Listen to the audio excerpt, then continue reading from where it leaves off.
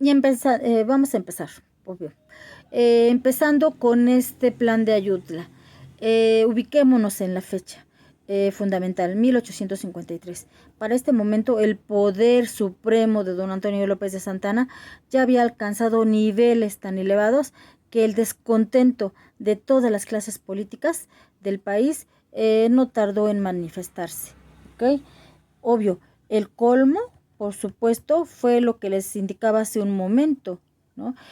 A través de un documento, eh, por supuesto, que fue expedido a través de, a su vez, de un decreto, ¿sí? La famosa llamada Acta de Guadalajara, en el que se confería, vean, al dictador esas prerrogativas que ya les había indicado hace un momento, que eran propias de un emperador, porque eso fue lo que él pretendió, que se le tratara como emperador, ¿ok? Entonces, bueno, y en su defecto, por supuesto, que esas prerrogativas fueran tomadas en consideración del tiempo que fuese necesario. Y entonces, ya decíamos, que él tuviera la posibilidad de nombrar a su sucesor y que se le tratara como Su Alteza Serenísima, ¿no?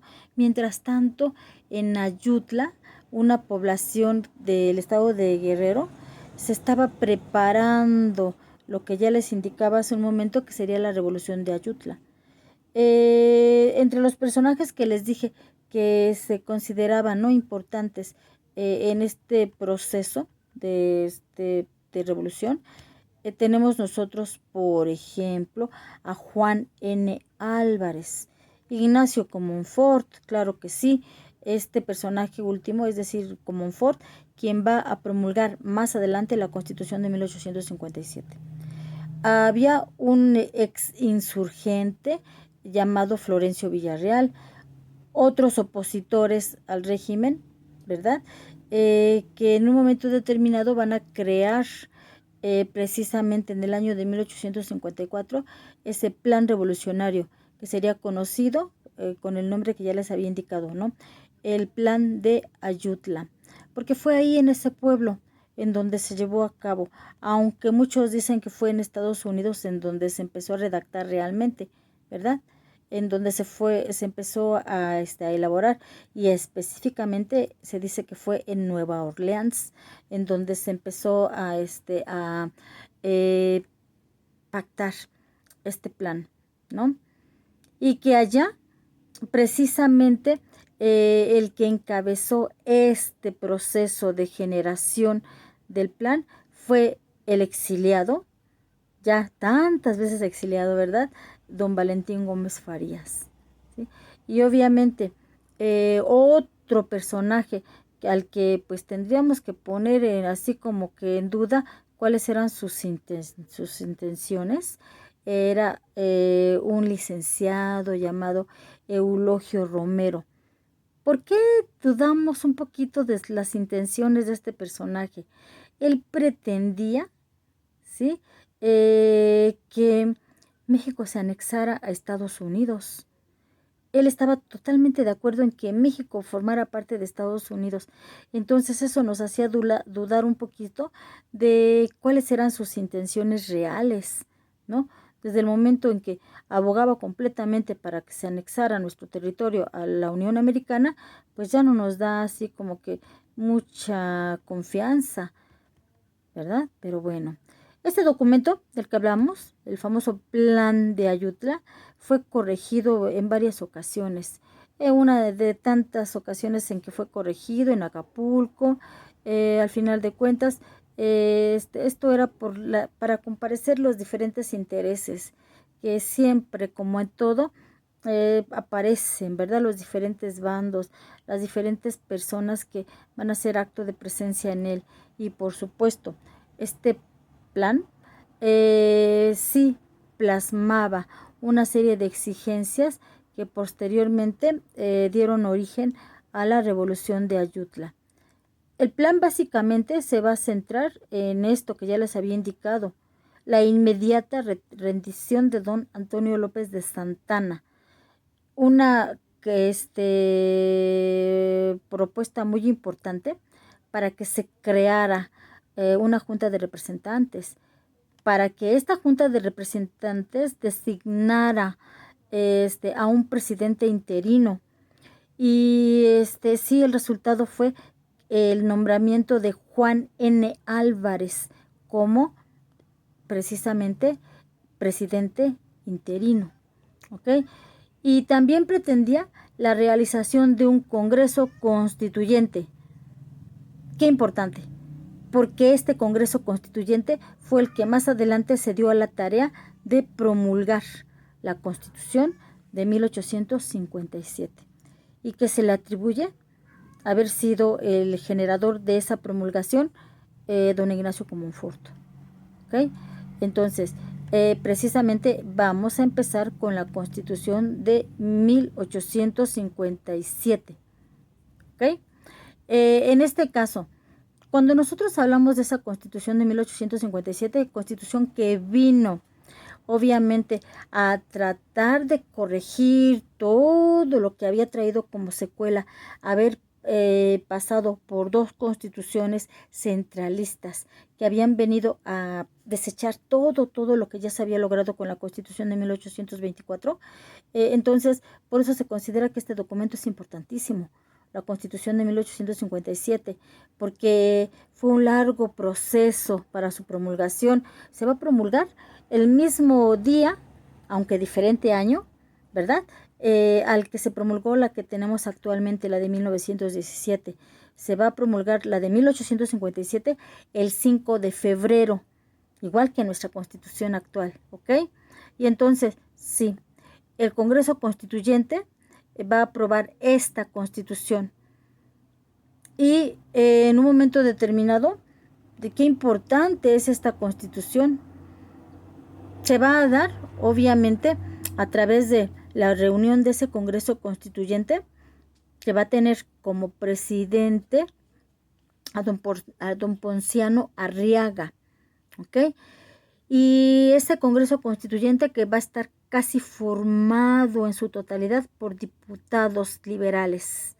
Estos diputados constituyentes, por supuesto, que estaban inspirados en doctrinas jurídicas norteamericanas, pero también en algunos principios que habían sido proclamados por la Revolución Francesa y también por 35 años de experiencia que se habían llevado a cabo en nuestro territorio a través de luchas estériles, porque recuerden algo bien importante, una vez que empezamos nosotros con ese proceso de independencia, no hubo paz en nuestro territorio.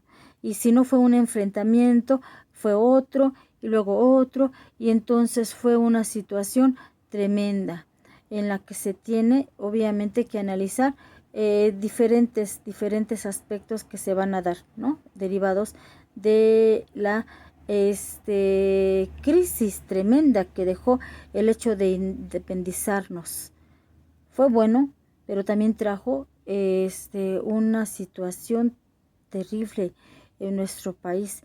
Nos quedamos sin leyes, nos quedamos sin constitución, nos quedamos sin ordenamientos jurídicos y entonces era así un caos total, ¿ok? Entonces, bueno, esta Constitución de 1857 trata de poner de nuevamente un orden, trata de restablecer el orden, ¿ok? Al final de cuentas, sí es cierto, es una combinación de ideología norteamericana, ideología francesa y todos los elementos que se conjuntaron para elaborarla. Esta Constitución, a lo que se conoció como la nueva Constitución, ¿sí? Va a establecer las bases jurídicas de la nación y del Estado mexicano. En esta Constitución se va a hacer la Declaración de los Derechos del Hombre, ¿ok? Reconociendo estos derechos como las garantías de libertad, de igualdad, de propiedad y de seguridad jurídica, ¿no? Estas famosas garantías individuales que nosotros tenemos ya con mayor certeza en la Constitución de 1917. Se va a hablar de la soberanía popular, Esta constitución va a organizar al país como una república representativa, democrática y federal. ¿Ok? Qué importante, porque actualmente nosotros tenemos en el artículo 40 constitucional precisamente la forma de gobierno que nos indica, es voluntad del pueblo mexicano constituirse en una república representativa, democrática, laica y federal. Eso es lo que dice actualmente nuestro artículo 40 constitucional, pero vean ustedes el origen.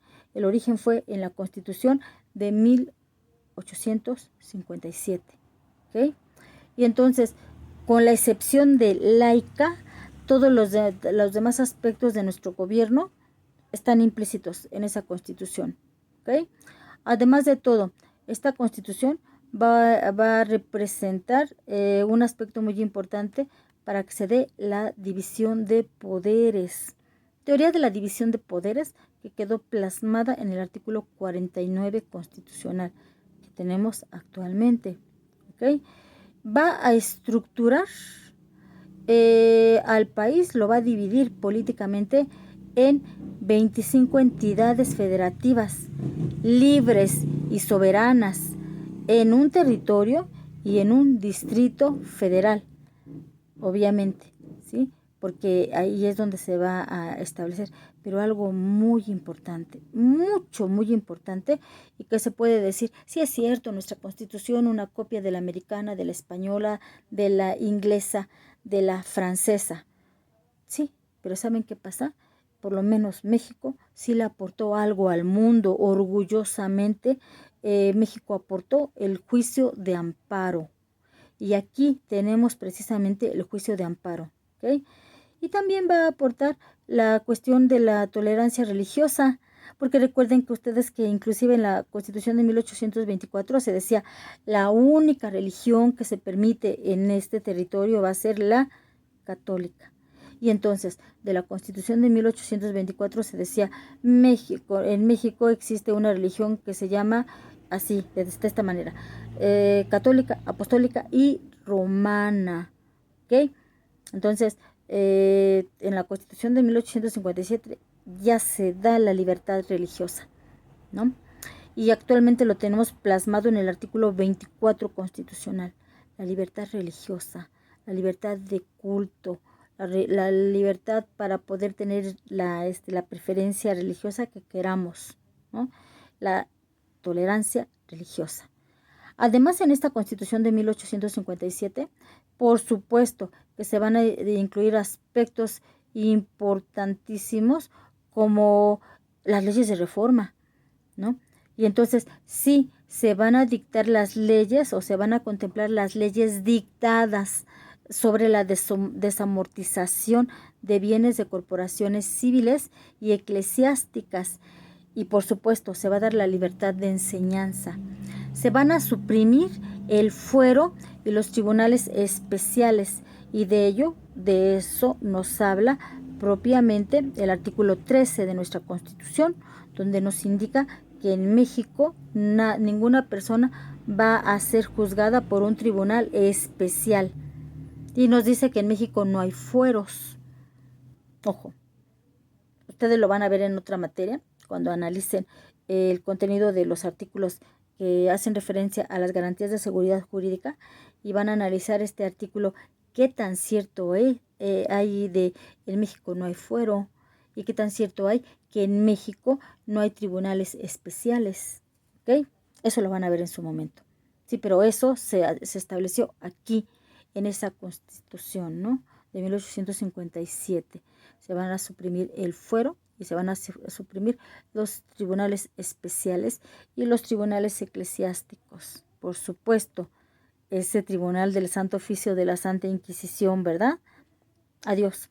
Y entonces, apenas que se ha instituido o que se tenía instituido el gobierno liberal, ¿sí?